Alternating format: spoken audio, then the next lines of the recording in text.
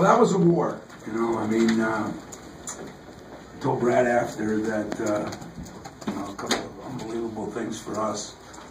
Most turnovers in a decade and highest field goal percentage. That doesn't seem to add up, but that was a Katie, Clem Haskins war.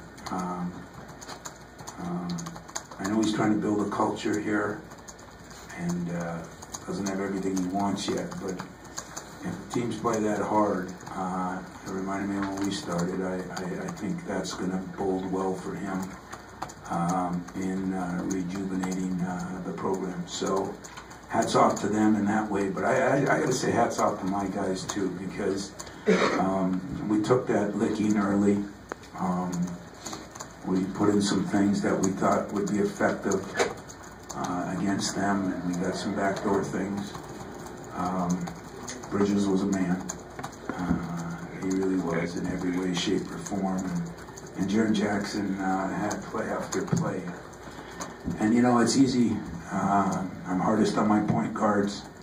And even though Cassius had the 8 turnovers, in the first 4 that he had, 3 of them were a big fault. They didn't come up. They didn't pressure release. It was ridiculous what we did. And the point guard looks bad. And so that didn't bother me. The push-offs at the end, I got to look at them. I had 3 of those called. I've never seen that in my career, and that hurt him and it hurt us. But you know, Langford was solid. Tough game for Nick Ward.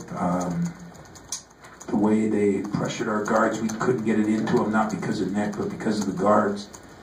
And they run some things where, you know, Hinkie, who hasn't been shooting well, made some shots early, and so we tried to make some adjustments there. But it was a total team win because we got a lot of different guys that helped us tonight. Kenny Goins at times, Schilling at times.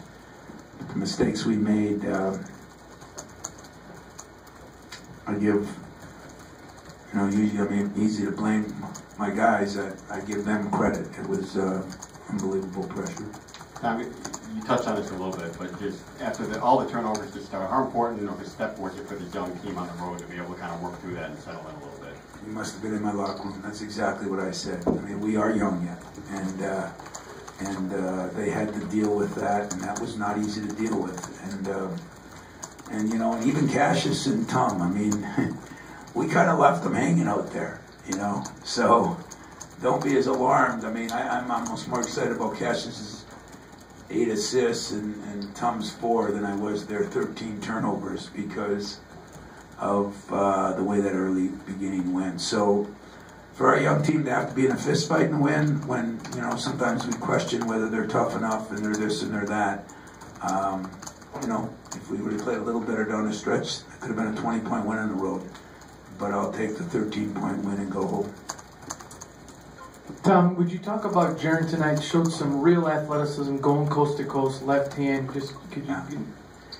Jaron, I thought was unbelievable. The only thing that happened to Jaron is he got tired, you know, because he was so good and he was blocking shots. And then, you know, number 2 for them really started playing well down the stretch. Started making some shots, Nichols, and some of those were on him. Some of them were on. You know, I thought we got a little tired defensively.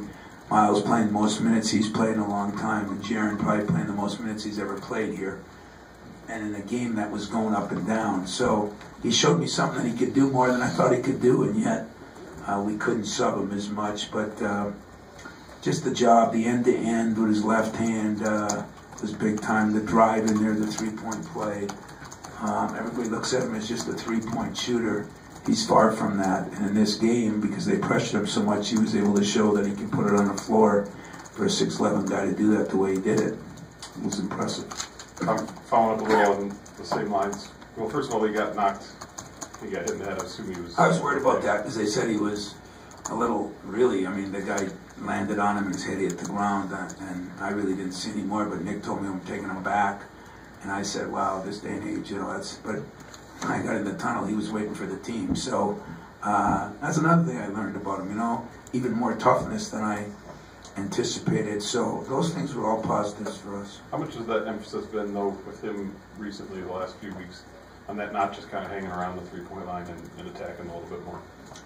I think two things that we've done a pretty good job of as a staff is we've gotten Miles a little more assertive, and we've gotten Jaron where he's playing a little harder every day and a little more assertive and putting it on the floor and doing some things. I was impressed with him. I really was. I asked about that. You looked like you were using Miles and Jaron at times in like a two-man game out front. I mean, I guess talk about Miles' ability the past few games to attack the basket, because it seems like that's starting to come into form.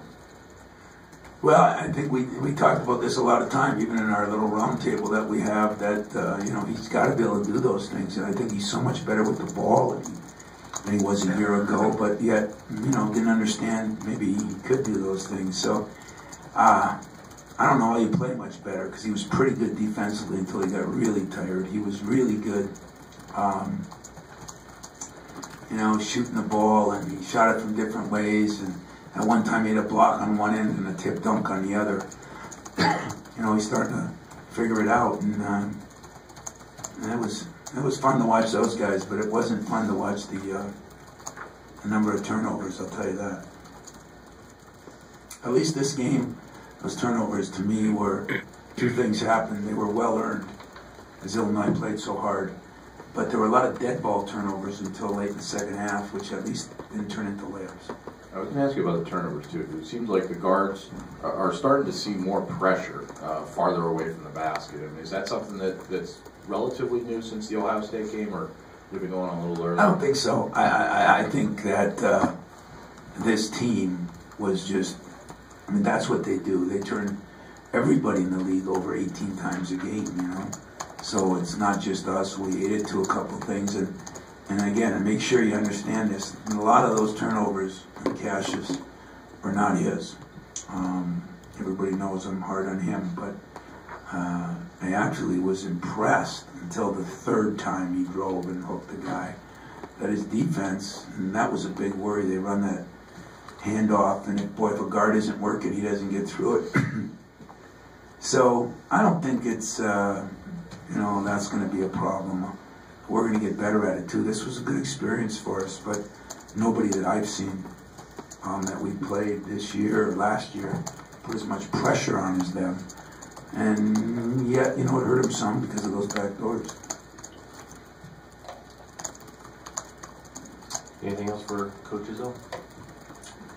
All right. Thanks a lot. Get home safe. The 25 turnovers were the most since 27 against Arizona in November of 2005. They'll set records.